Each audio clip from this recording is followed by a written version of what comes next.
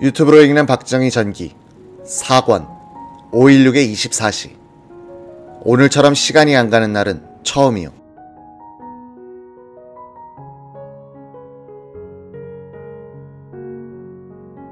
해병대는 거사 준비를 모범적으로 하고 있었다.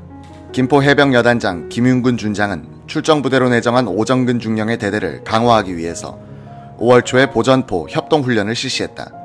무슨 일인지도 모르는 작전참모는 보전포 훈련을 할 만한 장소가 없다고 반대했다. 김윤근은 군단장과 인접 사단장을 모시고 훈련 시범을 가지려는 것이니 비좁더라도 여단 지역 내에서 장소를 몰색해보라고 지시했다. 보전포 훈련이 오정근 대대 중심으로 끝나자 김윤근 여단장은 이 대대에 대해서 야간 기동 훈련을 실시하라고 명령했다. 다른 장교들은 훈련이 오정근 대대에 집중되는 걸 보고는 기합을 받고 있다고 생각했다. 오정근 대대는 중대 단위의 도보 훈련만 해오다가 대대 규모의 차량 이동 훈련을 받게 됐다. 김윤근 여단장은 김포 가도를 현지 시찰했다. 비포장에다가 노면이 울퉁불퉁하고 웅덩이도 있어 야간 기동에 장애가 될 것 같았다. 그는 해안중대와 공병중대를 동원하여 길을 보수했다. 해병대가 5월 16일에 모범적으로 출동할 수 있었던 것은 우연이 아니었다. 5월 14일은 화창한 일요일이었다. 이날 아침 영천에서 상경한 한웅진 육군정보학교장이 신당동 박정희 집에 들렀다. 한 준장의 임무는 거사 당일 박정희의 경호와 수행이었다. 이때 이틀 전에 경찰의 연행, 구속된 뒤 박정희의 쿠데타 모의에 대해 추궁을 받고 있던 김덕승의 처가 찾아왔다. 남편을 살려달라고 호소하는 것이었다. 한웅진은 며칠 참으면 절로 해결될 터이니 기다려주세요라고 달려보냈다. 박정희, 한웅진 두 사람은 내일 다시 만나기로 하고 헤어졌다. 한웅진은 박정희의 호위병으로 데리고 올라온 부하들이 묵고 있는 화신역 미화호텔로 돌아갔다. 박정희는 집을 나서 약수동으로 향했다. 서울 약수동 김종락의 집에 아침부터 평복을 입은 사람들이 모여들고 있었다. 검은색 안경을 낀 이들이 많아 장교들임을 짐작해 했다. 은행 간부이던 김종락은 집안의 아이들을 모두 학교 운동장으로 보냈다.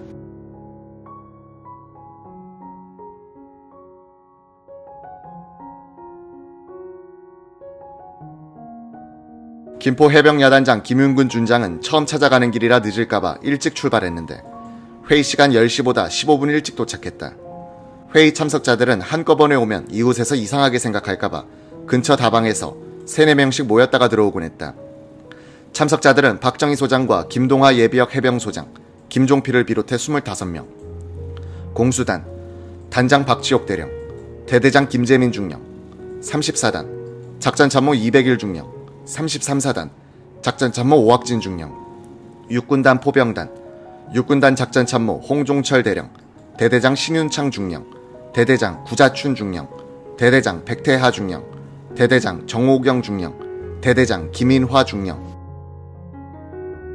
육관구 사령부 참모장 김재춘 대령, 작전참모 박원빈 중령, 김포 해병여단 여단장 김윤근 준장, 대대장 오정근 중령, 부연대장 조남철 중령, 인사참모 최용관 소령, 특수임무 담당자 오치성 대령, 옥창호 중령, 김영욱 중령, 이석재 중령, 유승원 중령, 박종규 소령. 박정희가 간단한 인사를 했다. 이어서 쿠데타군 출동 계획의 이반자인 박원빈 중령이 각 부대의 임무와 출동 시간을 설명했다. 그 요지는 이러했다. 원래 박원빈은 한강 서쪽에 위치한 부대가 한강 인도교를 건너는 순서를 해병여단, 공수단, 33사단으로 제의했으나 김윤근 해병여단장이 반대했다. 그는 해병여단이 가장 먼 곳에 있으니 공수단 뒤로 해달라고 했다. 공수단 김재민 중령은 공수단의 차량이 부족하다면서 3쿼터 수송대에 지원을 요청했다. 3쿼터 한 대에 공수단 1개 팀이 타도록 하기 위해서였다. 박원빈 중령은 육관구의 차량들을 15일 밤 10시까지 공수단 연병장으로 보내겠다고 약속했다. 회의가 끝날 무렵 김종필이 신문지에 싼 돈을 돌렸다. 집에 양식이라도 사주자는 취지였다. 해병대 몫은 30만 환이었다. 이 합동작전 회의가 끝난 뒤 해병대의 4사람은 따로 모였다. 오정근 대대장 등 세 연관 장교들은 여단장에게 불평했다. 왜 한강 인도교 통과의 선봉을 양보했습니까? 김윤근 준장은 찬찬히 설명했다.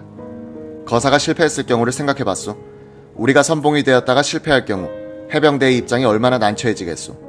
또 성공한다 하더라도 해병대가 선봉이었다고 하면 누가 집권해도 해병대를 경계하고 푸대접하게 될 것이고 육군 측의 시기와 중상이 첨가되면 해병대에 해로운 결과를 가져올 우려가 있으니 피해야죠. 합동작전회의를 마친 뒤 김종필과 이석재, 민간인 김용태는 남아서 문안 검토 작업에 들어갔다. 혁명 공약, 포고문은 김종필이 작성했다. 유승원 대령과 이석재 중령은 국민, 학생, 재향군인, 국군, 유엔군 장병 및 사령관에게 보내는 메시지를 작성했다. 이런 문건들을 검토한 뒤 김종필 중령이 박정희에게 가져가 최종 검토를 받기로 했다.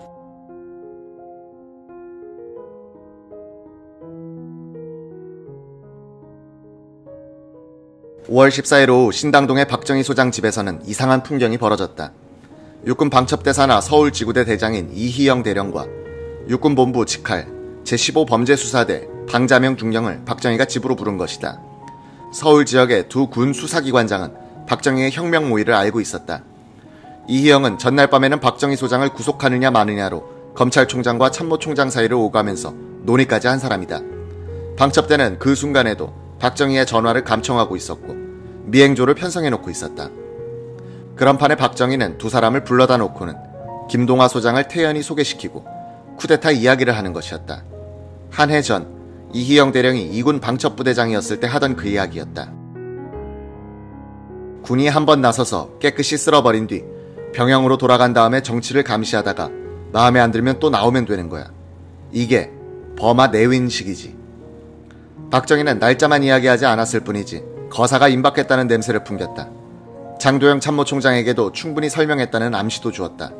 방자명이 들으니 박정희는 자신과 이희영을 혁명 동지로 생각하는 듯했다. 방자명은 속으로 무슨 배짱으로 저러나 하는 반발심이 생길 정도였다. 648기인 방자명은 몇 달 전까지 2군 범죄수사대에서 근무하여 박정희로부터 신뢰를 많이 받고 있었다. 박정희로부터 뒤엎어야 한다는 말을 여러 번 들었다. 노골적인 동참 권유를 받은 적도 있었다. 방자명은 장도영 총장에게 박정희 쿠데타설을 직접 보고한 적도 있었다. 이날 방자명은 박정희의 능수능란한 술수에 뭐가 뭔지 모르는 기분이 됐다고 한다. 5월 14일 오후 박정희는 바빴다. 이낙선 소령에게 친서를 지참시켜 1군 사령부의 장교들에게 전달하도록 보냈다. 대구에 있는 이주일 2군 참모장에게는 모레 친구의 결혼식이 있어 못 내려간다고 전화로 연락했다. 모레, 즉 16일에 거사한다는 뜻이었다. 박정희는 전화로 이야기할 수 없는 내용은 메모하여 전속부관 김성구 중위를 시켜 직접 이주일 소장에게 전달하도록 했다. 14일 밤 박정희는 신당도 자택에 머물면서 늦도록 김종필이 가져온 혁명 공약, 각계에 보내는 호소문, 포고령 따위의 문안을 검토했다. 자정을 넘겨도 끝나지 않아 다음날 다시 하기로 했다. 밤늦게 문재준 육군단 포병사령관이 방문했다. 지방에 내려갔다가 오전에 있었던 작전회의에 참석하지 못해 뒤늦게 박정희로부터 지침을 받으러 온 것이다. 이날 밤 공수단 대대장 김재민 중령 집에는 박종규 소령, 차지철 대위 등 11명의 팀장이 모여 장면 총리의 집무실이 있는 반도호텔 점령 계획을 논의했다. 엘리베이터조, 비상구조, 층계조, 정문조를 편성, 약 70명의 병력을 투입하기로 했다. 다음날 오전에 김재민, 박종규, 차지철 그리고 다른 세 대위는 반도호텔 건너편 중국 음식점 아서원으로 갔다. 박종규가 비스듬히 옆면이 보이는 반도호텔의 외부 구조에 대해서 설명했다. 건물 양쪽 면에 난 철제 비상계단의 하단은 접혀 있었다. 위에서 비상 탈출할 때 펼칠 수 있게 된 것인데 밑에서 오르려면 로프가 필요할 듯했다. 이들은 이어 반도호텔의 내부를 정찰키로 했다. 먼저 1층에 있는 바로 들어가서 맥주를 한 잔씩 했다. 일어서려고 하는데 맥주잔이 떨어져 깨졌다.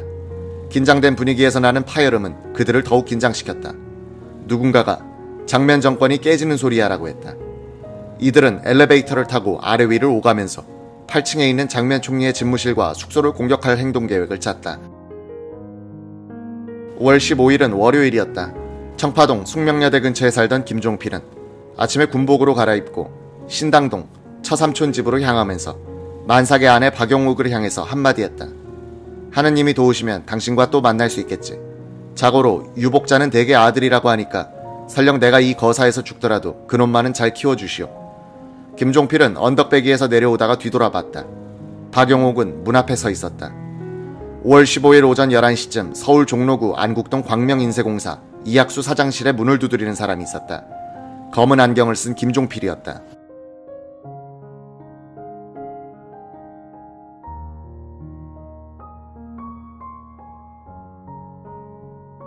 이 사장은 일본에 주문한 인쇄기 구입권으로 무엇인가를 열심히 쓰고 있었다. 김종필은 안경을 벗더니 내일 미명을 기해서 거사하기로 하였소라고 했다. 이학수는 제가 맡은 일은 완수하리다. 염려 마시오라고 했다. 이 형 제가 안내할 테니 박 장군한테 갑시다. 이 형을 만나자고 합디다. 두 사람은 밖으로 나와서 택시를 잡아탔다. 신당동으로 달리는 차 중에서 김종필은 이 사장의 손을 잡더니 귀갯말로 오늘처럼 시간이 안 가는 날도 처음이요 라고 했다. 신당동 박정희 장군 집에 들어가니 키가 큰 한웅진 육군정보학교장이 먼저 와 있었다. 서로 인사를 하고 있는데 박정희가 안방에서 나왔다. 이 형 잘 오셨소.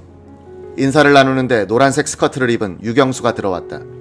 여보 인사하시오. 이분이 이주일 장군의 친척 되시는 이학수 씨요. 박정희는 이학수를 안방으로 데려갔다. 옷장 깊숙이 넣어둔 공책 한 권과 서류를 꺼냈다. 혁명 공약과 혁명 취지문, 포고문 초안이었다. 박정희는 이 서류들을 내놓고 이학수의 의견을 구했다. 이학수는 32절지 크기로 35만에서 50만 장을 인쇄하면 자정부터 시작할 경우 다음날 아침 6시에 끝날 것이라고 했다. 박정희는 포고문의 인쇄는 혁명군이 서울 시내로 진압한 뒤에 시작하라고 했다. 확정된 혁명 공약, 포고문의 인쇄 원고는 김종필이 밤에 전해주기로 했다. 박정희는 이렇게 당부했다. 이 사장, 사전이나 작업 중에 경찰이나 수사기관에 붙들려가는 일이 있더라도 15시간만은 입을 열지 마시오. 공장 직원들이 작업하는 동안에 기밀이 누설되지 않게 잘해주시오. 박정희는 옆에 앉아있던 김종필에게도 지시했다. 경호원 3, 4명을 데리고 가서 직접 작업을 감독하게. 그리고 순찰 경관이 오거든 입을 막고 잡아도. 이학수가 안방을 나오니 응접실에 김동하 장군이 와 있었다. 두 사람은 같은 함경도 출신으로 잘 아는 사이이고 모의에 참여하고 있다는 것도 알고 있는 사이였다. 이학수는 김동하에게 나 먼저 갑니다 하고는 광명인쇄소로 돌아왔다.